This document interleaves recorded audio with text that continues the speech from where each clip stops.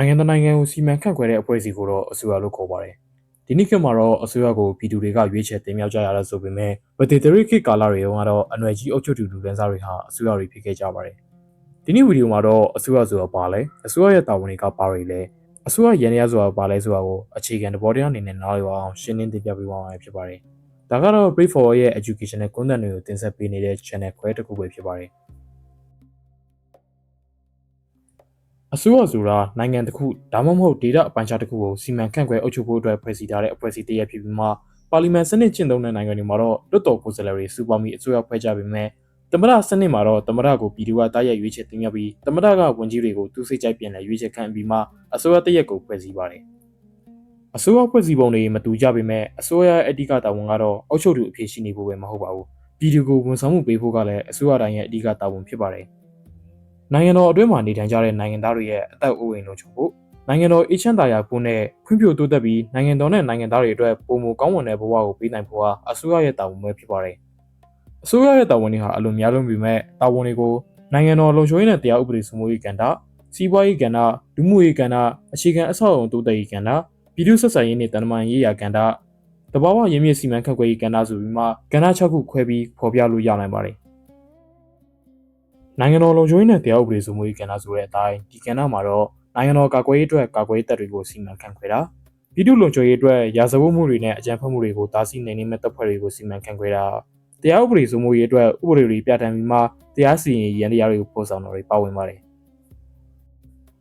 နိုင်ငံတကာနိုင်ငံရဲ့စီးပွားရေးဟာလည်းအဓိကအခန်းကဏ္ဍတစ်ခုဖြစ်ပြီးငွေကြေးစနစ်တည်ငြိမ်ပြီးငွေကြေးဖောင်းပွမှုတွေကိုထိန်းချုပ်တာပြည်သူတွေအတွက်အလုပ်အကံတွေဖော်ဆောင်ပေးနိုင်မယ့်မူဝါဒတွေချမှတ်တာပြည်တွင်းပြည်ပယင်းနှိမ့်မြုံနယ်မှုတွေရှိလာအောင်ဆွဲဆောင်တာတွေဟာအစိုးရရဲ့တာဝန်တွေထဲကတစ်ခုဖြစ်ပါတယ်။နိုင်ငံတော်ကရရှိတဲ့ဗဏ္ဍာငွေတွေကိုစနစ်တကျစီမံခန့်ခွဲပေးရတာဟာလည်းအစိုးရရဲ့တာဝန်ပဲဖြစ်ပြီးမှကုန်သွယ်မှုတွေနဲ့ဈေးကွက်တွေကိုထိန်းညှိပေးရတာဟာလည်းအစိုးရရဲ့တာဝန်ပဲဖြစ်ပါတယ်။လူမှုရေးကဏ္ဍမှာတော့နိုင်ငံအတွင်းမှာနေထိုင်တဲ့ပြည်သူတွေအတွက်မရှိမဖြစ်လိုအပ်တဲ့ပညာရေးဆိုင်ရာကိစ္စရပ်တွေ၊ကျန်းမာရေးဆိုင်ရာကိစ္စရပ်တွေနဲ့လူမှုဖူလုံရေးဆိုင်ရာကိစ္စရပ်တွေပါဝင်ပါတယ်။အရေးအသွေးပြည့်မီတဲ့ပညာရေးစနစ်ကိုဖန်တီးပြီးပညာသင်ရမယ့်အသက်အရွယ်ရှိတဲ့နိုင်ငံသားတိုင်းပညာသင်နိုင်အောင်လှုံ့ဆော်ပေးတာဟာလည်းအစိုးရရဲ့တာဝန်ပဲဖြစ်ပါတယ်။ပြည်သူ့ကျန်းမာရေးကိုစောင့်ရှောက်မှုပေးနိုင်ဖို့အတွက်ဆေးရုံဆေးခန်းတွေကျန်းမာရေးစောင့်ရှောက်မှုစင်တာတွေမြို့တိုင်းရွာတိုင်းမှာဖွင့်လှစ်ပေးရတာဟာလည်းအစိုးရရဲ့တာဝန်တစ်ရပ်ပဲဖြစ်ပါတယ်။နိုင်ငံတကာနိုင်ငံတိုးတက်ဖို့ဆိုရင်နိုင်ငံရဲ့အခြေခံအဆောက်အအုံတွေဖြစ်တဲ့ကုန်လမ်း၊ရေလမ်း၊လေကြောင်းလမ်းတွေအစိမ်းအမြင့်တိုးတက်နေမှဖြစ်မှာဖြစ်တယ်လို့စက်တွေစနစ်တွေလက်စမီတွေအလုံးလောက်ရှိမှသာတိုးတက်နိုင်မှာဖြစ်ပါတယ်။ဒါကြောင့်မို့လမ်းတရားတွေတိုးချဲ့တည်ဆောက်ပြုပြင်ထိန်းသိမ်းဖို့ရေကြောင်းလေကြောင်းတွားလာရေးပုံမှုအဆင်ပြေချုံးမွေးစေဖို့စက်တွေကုမ္ပဏီတွေကိုပုံမှုထူထောင်လာနိုင်ဖို့နဲ့တနိုင်ငံလုံးအနှံ့အစင်မပြတ်မီးလင်းစေဖို့ဟာလည်းအစိုးရရဲ့တာဝန်တွေထဲကတစ်ခုဖြစ်ပါတယ်။နိုင်ငံအစိုးရဆိုတာပြည်သူတွေကရွေးချယ်ခန့်အပ်ထားတဲ့ပြည်သူ့ဝန်ထမ်းတွေပဲဖြစ်ပါတယ်။ပြည်သူ့ဝန်ထမ်းတွေဖြစ်ကြပြီးပြည်သူတွေကိုဝန်ဆောင်မှုပေးရတာဖြစ်တဲ့အကြောင်းပြည်သူ့တပေါ်ထားတဲ့ပြည်သူ့စံတော်တွေကိုဖြည့်ဆည်းပေးရမှာဖြစ်ပါတယ်။အဲဒါကြောင့်ပြည်သူတွေရဲ့တောင်းဆိုမှုတွေကိုအစဉ်တစိုက်နားထောင်ပေးရပြီးပြည်သူအများတောင်းဆိုတဲ့အရာတွေကိုလည်းအမြင့်ဆုံးအကောင့်ထဲပေးဖို့ဆိုတာဟာအစိုးရရဲ့အရေးကြီးဆုံးတာဝန်တွေထဲကတစ်ခုဖြစ်ပါတယ်။အကယ်၍ပြည်သူတွေကအဲ့ဒီအစိုးရကိုမလိုလားတော့တဲ့အခါအစိုးရကိုဆင်းပေးဖို့တောင်းဆိုတဲ့အခါမှာအစိုးရအဖွဲ့ကိုဖျက်သိမ်းဆင်းပေးရတာဟာလည်းအစိုးရရဲ့တာဝန်ပဲဖြစ်ပါတယ်။ပြည်ပနိုင်ငံတွေနဲ့တန်ခင်းတမန်ခင်းတင်ဆောက်ပြီးမှနိုင်ငံကုန်ကိုမြင့်တင်ရတာဟာလည်းအစိုးရရဲ့တာဝန်ပဲဖြစ်ပါတယ်။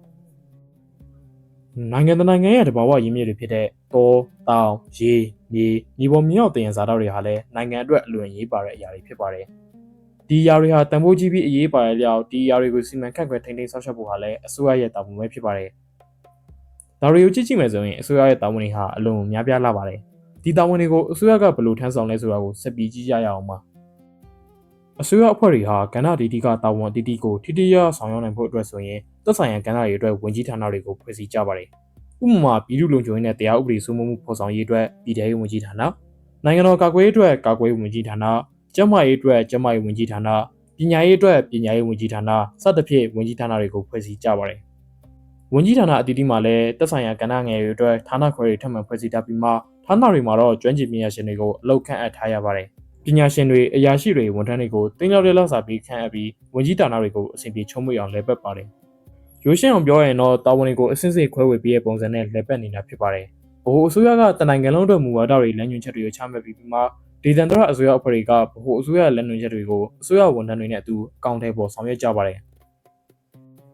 ဒီဘက်ခင်မှာတော့အစိုးရဟာအစိုးရရဲ့ဝန်ကိုချောချနိုင်ဖို့အတွက်တချို့တာဝန်တွေကိုပုဂ္ဂလိကလုပ်ငန်းတွေစီလွှဲအပ်တာဒါမှမဟုတ်ပူးပေါင်းဆောင်ရွက်တာတွေကိုလှုပ်ဆောင်လာကြပါတယ်။ ဥပမာအနေနဲ့အခြေခံအဆောက်အအုံတွေဖြစ်တဲ့လန်ဒရာတည်ဆောက်တဲ့နေရာမှာအစိုးရရဲ့လန်ဒရာဆောက်လုပ်ရေးငွေကြီးဌာနကပုဂ္ဂလိကဆောက်လုပ်ရေးကုမ္ပဏီတွေကိုလုပ်ငန်းလိုင်စင်ချပေးလိုက်ပါတယ်။လုပ်ငန်းလိုင်စင်ရရှိသွားတဲ့ဆောက်လုပ်ရေးကုမ္ပဏီဟာအစိုးရအစားဆောက်လုပ်ခွင့်ရရှိတဲ့လန်ဒရာတွေကိုတည်ဆောက်ပြီးမှလန်ဒရာတွေပေါ်မှာဖြတ်တန်းခါကောက်ခံပြီးဝင်ငွေပြန်ချကြပါတယ်။ဒါအပြင်လက်စစ်တပ်အဖြစ်ပြီးကဏ္ဍဆက်သွယ်လုပ်ငန်းကဏ္ဍစီပင်သားရိုင်းကဏ္ဍတွေမှာလည်းပုဂ္ဂလိကလုပ်ငန်းတွေကိုတာဝန်လွှဲပြောင်းပြီးအစိုးရဝန်ကိုလျှော့ချတာတွေရှိပါတယ်။ပညာရေးနဲ့ကျန်းမာရေးအတွက်လိုအပ်တဲ့အခြေခံအဆောက်အအုံတွေဆောက်လုပ်တဲ့နေရာမှာလည်းအစိုးရကတိုက်ရိုက်မဆောင်ရွက်တော့ဘဲစံချိန်စံနှုန်းသတ်မှတ်ချက်တစ်ခုထားလိုက်ပြီးမှဆောက်လုပ်ရေးလုပ်ငန်းတွေကအဲ့ဒီသတ်မှတ်ချက်တိုင်းပြည့်မီအောင်ဆောက်ပေးရတဲ့ပုံစံတွေလည်းရှိပါတယ်။တာဝန်များပြားတဲ့အစိုးရတရဲ့အနေနဲ့တာဝန်တွေကိုထမ်းဆောင်နိုင်ဖို့အတွက်ဆိုရင်ငွေအများပြားလိုအပ်ပါတယ်။လိုအပ်တဲ့ငွေတွေကိုတော့များသောအားဖြင့်အခွန်တွေကနေရရှိလာဖြစ်ပါတယ်။အခွန်မှာမှပြည်ငွေခွန် corporate ခွန်ကုန်သွယ်ခွန်တန်ဖိုးမြင့်ခွန်အကောက်ခွန်စသဖြင့်အခွန်မျိုးစားအများပြားရှိပြီးမှ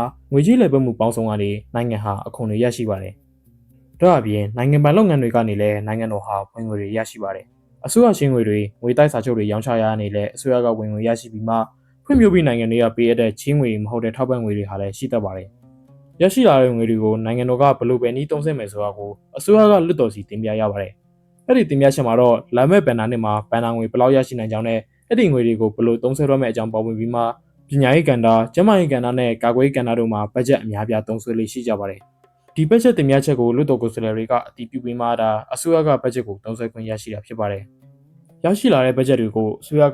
တာဝန်တွေထမ်းဆောင်တဲ့နေရာမှာပြည်သူ့ဝန်ထမ်းတွေကိုလစာပေးတဲ့နေရာမှာအသုံးပြုပါတယ်